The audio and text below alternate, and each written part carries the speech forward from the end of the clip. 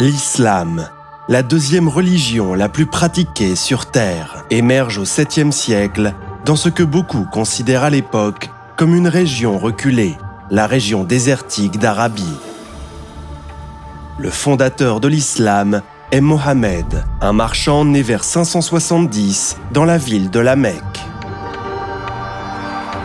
Vers 610, dans la grotte de Hira, il reçoit une série de révélations de l'ange Djibraïl, connu en français sous le nom de Gabriel.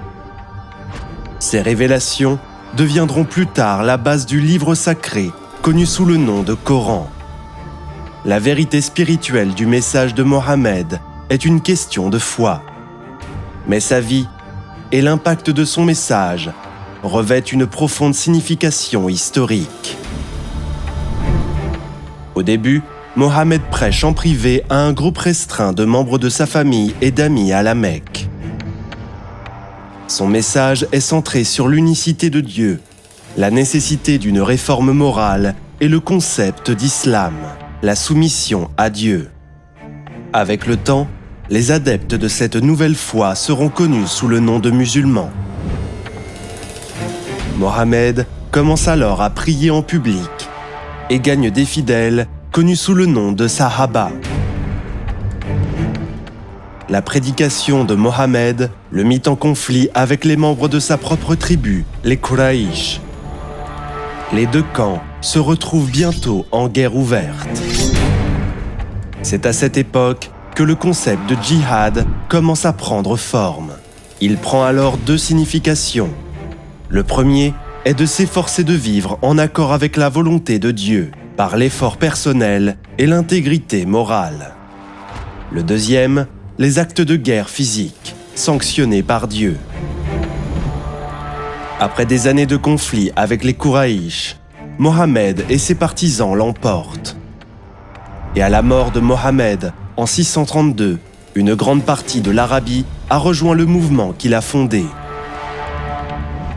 L'un des plus proches compagnons de Mohammed, Abu Bakr, est choisi comme premier calife ou successeur du prophète. C'est sous sa direction et celle de ses successeurs que l'islam surgira d'Arabie pour transformer le Moyen-Orient et au-delà.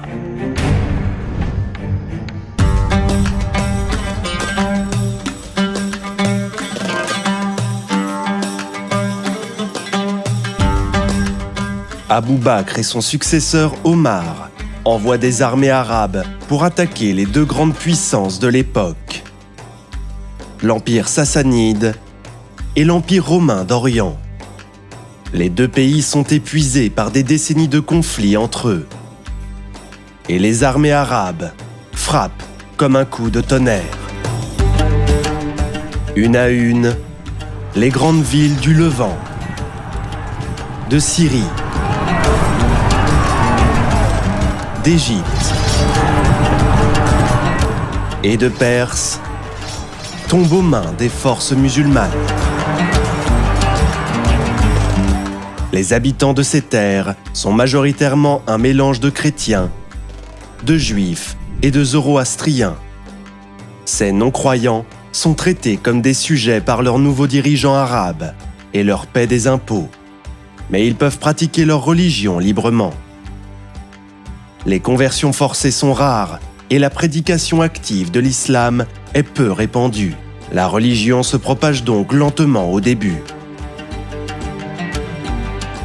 Jusqu'à présent, le Coran était principalement une tradition orale, soutenue par diverses compilations écrites.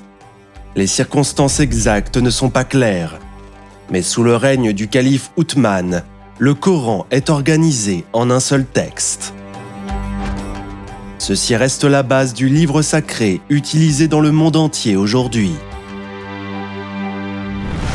En 656, Othman est assassiné.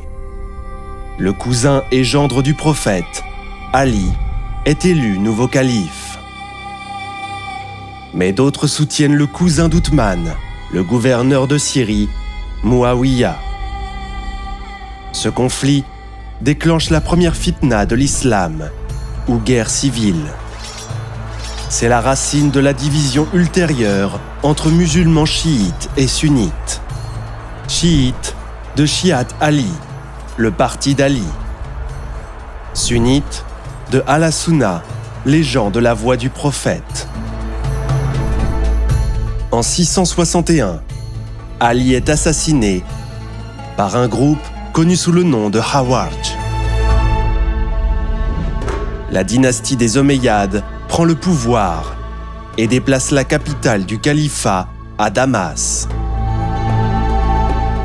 En 680, une rébellion du fils d'Ali, Hussein, se termine à Karbala, lorsque lui et son petit groupe de partisans sont massacrés par les forces omeyyades.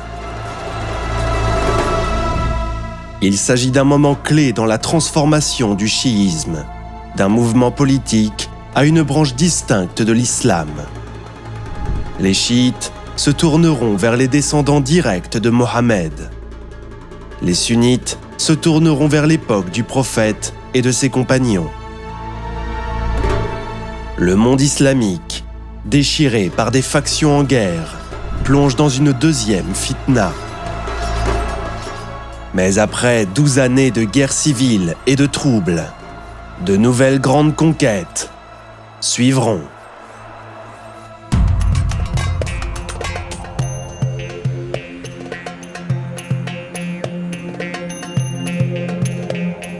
En 692, les Omeyyades reprennent le contrôle du califat islamique et reprennent leur conquête de l'Afrique du Nord. L'islam se propage rapidement parmi les tribus berbères.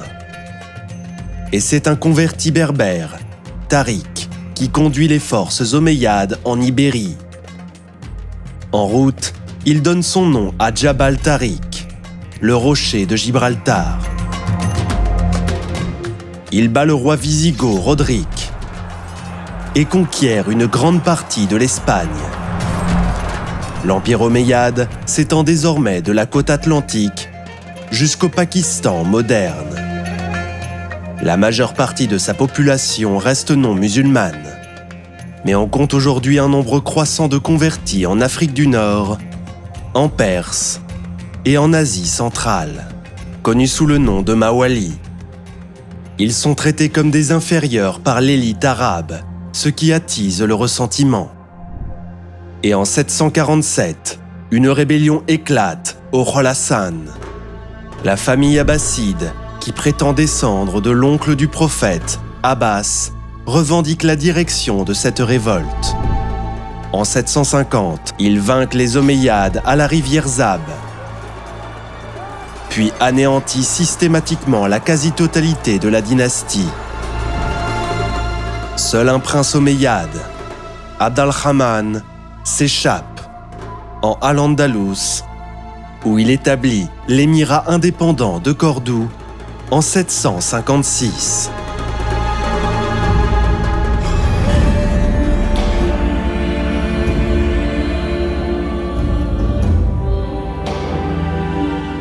Les Abbassides construisent une nouvelle capitale, Bagdad, qui deviendra un grand centre d'apprentissage.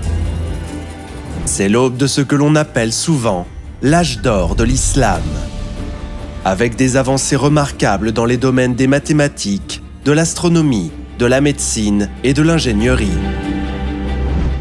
Le chiisme, désormais une branche à part entière de l'islam, continue de se propager à travers le califat, malgré la répression sporadique de ses dirigeants sunnites. Des sectes émergent au sein du chiisme, notamment le chiisme duodécimain, le chiisme ismaélien et le chiisme zaïdite. Les mouvements soufis, qui se concentrent sur la spiritualité intérieure et le détachement des distractions du monde, émergent également à cette époque, bien que leur histoire ancienne soit incertaine. Au cours des années 900, une grande partie de la Perse, de l'Égypte et de la Syrie s'est convertie à l'islam. Devenir musulman présente les avantages pratiques, mais aussi spirituels. Adopter la foi de l'élite dirigeante offre des avantages en matière d'affaires, de réseautage et de statut. Mais ces régions restent encore différenciées sur le plan religieux, avec de grandes communautés chrétiennes et juives, ainsi que plusieurs sectes plus petites. Depuis de nombreuses années, les commerçants musulmans traversent la région semi-aride, connue sous le nom de Sahel, pour se rendre en Afrique subsaharienne. Parmi leurs achats, des esclaves africains destinés à être vendus dans tout le califat. En suivant ces routes commerciales, l'islam se propage progressivement vers le sud. Avec le temps, à mesure que les dirigeants et les élites adopteront l'islam, des villes comme Tombouctou, Gao et Kano deviendront des centres d'apprentissage et de culture islamique. Les marchands musulmans traversent également la mer d'Arabie et établissent des centres commerciaux le long de la côte est africaine, dans l'actuel Kenya, Tanzanie et Zanzibar. Ces ports deviennent des centres de commerce, reliant l'Afrique de l'Est à une zone commerciale plus large de l'océan Indien. Ces réseaux commerciaux complexes et à longue portée, dont font également partie les célèbres routes de la soie, aident l'islam à se propager plus profondément en Asie centrale, du Sud et du Sud-Est.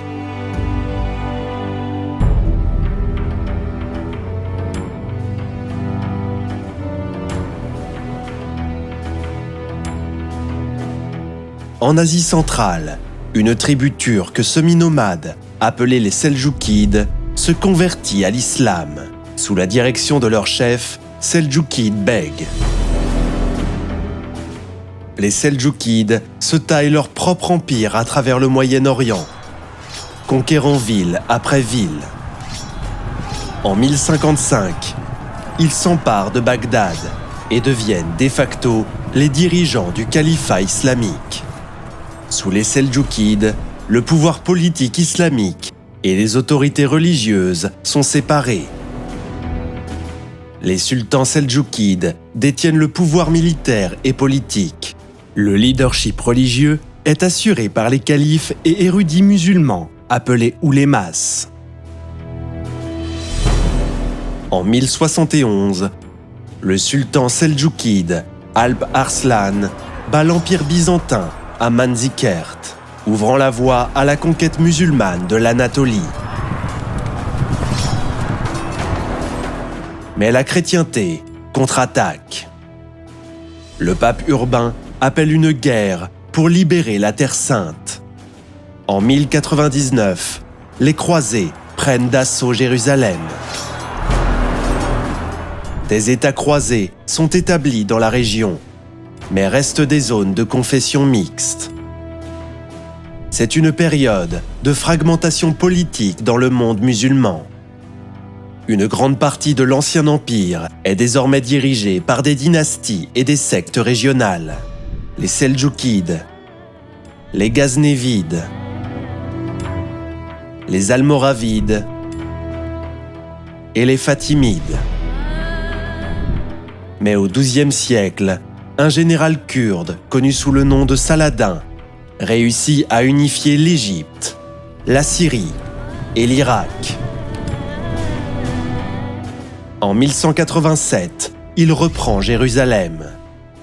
Une victoire prestigieuse pour Saladin et un tournant dans la guerre contre les croisés. Depuis le 8e siècle, les marchands musulmans et les mystiques soufis parcourent les routes de la soie jusqu'aux profondeurs de l'Asie centrale et orientale.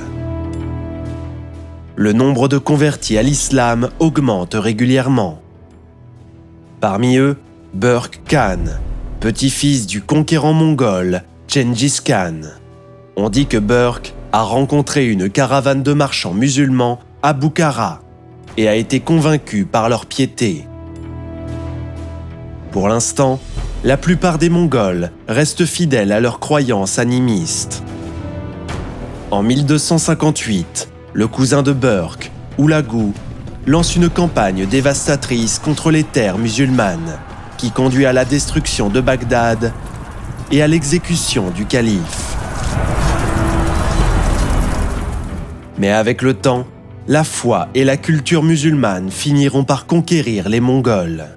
En l'espace d'un siècle, 3 des plus grands khanats mongols, de la Russie à l'Inde, ont adopté l'islam comme nouvelle religion.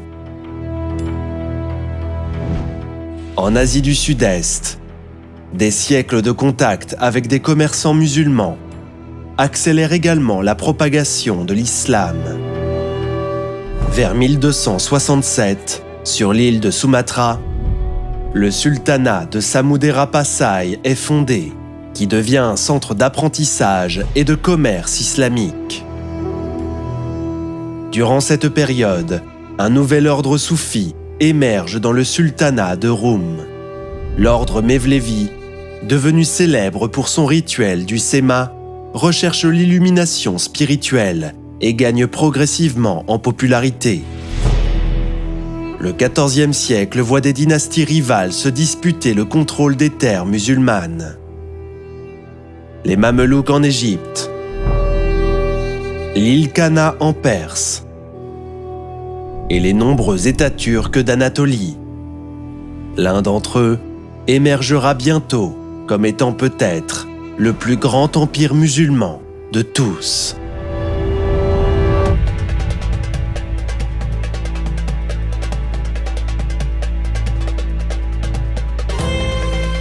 Les années 1300 voient l'aube d'un nouvel empire musulman puissant. Osman Ier dirige un petit État turc dans le nord-ouest de l'Anatolie. À travers une série de conquêtes stupéfiantes, ses successeurs forgent l'Empire ottoman dans la Turquie moderne. Les Ottomans avancent ensuite dans les Balkans, conquérant la Bulgarie, la Serbie et la Bosnie.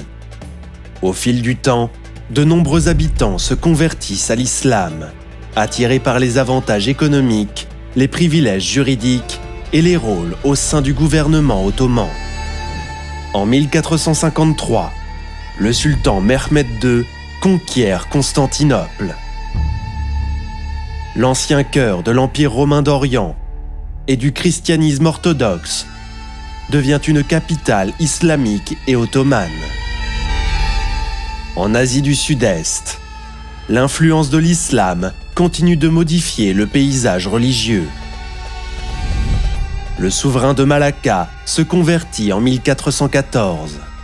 Il prend le titre de sultan Iskandar Shah et fait de l'islam la religion d'État. Grâce au commerce et aux alliances, le nouveau sultanat aide l'islam à se propager davantage dans la région.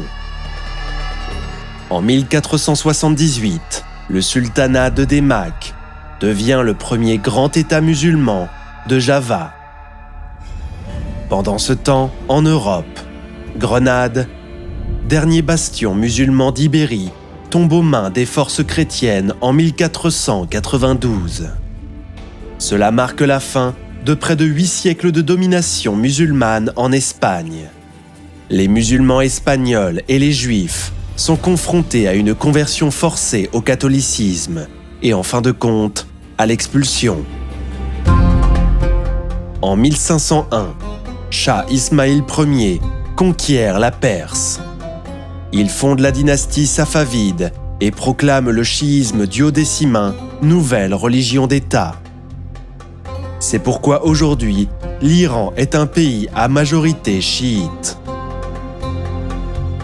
En 1517, le sultan ottoman Sélim Ier conquiert l'Égypte et le Hedjaz.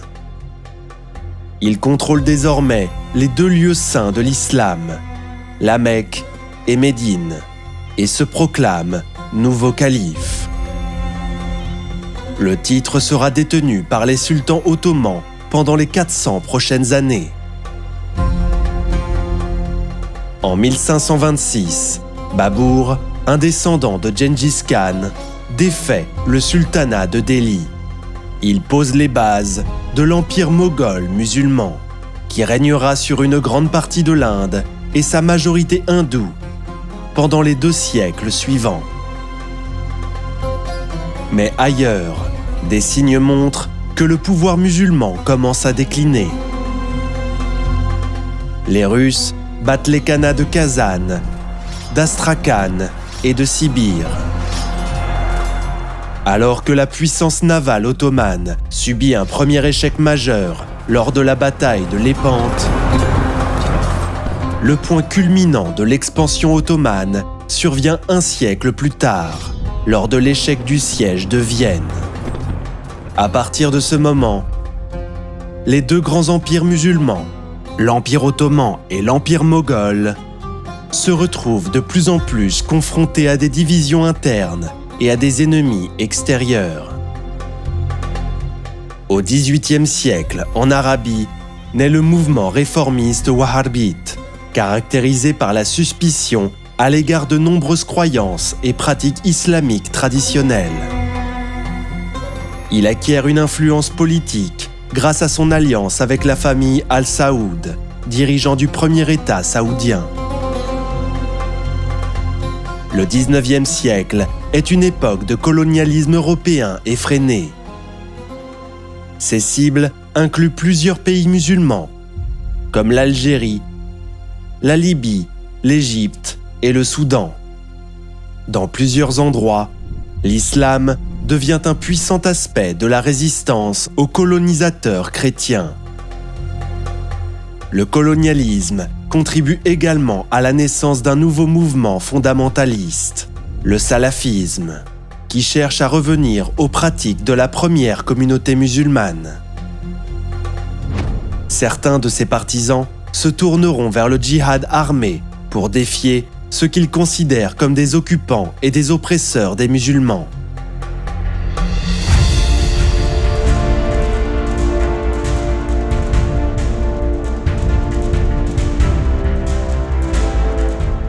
Après la défaite ottomane lors de la Première Guerre mondiale, Kemal Atatürk tente d'orienter le pays vers un avenir plus laïque. Dans le cadre de ce processus, il dissout en 1924 le califat ottoman, un titre que les dirigeants turcs revendiquaient depuis 4 siècles. Les tremblements de terre politiques du XXe siècle, guerre mondiale, révolution communiste et décolonisation modifient profondément la carte politique de l'islam. En août 1945, l'Indonésie déclare son indépendance du régime colonial néerlandais. Elle abrite la plus grande population musulmane du monde.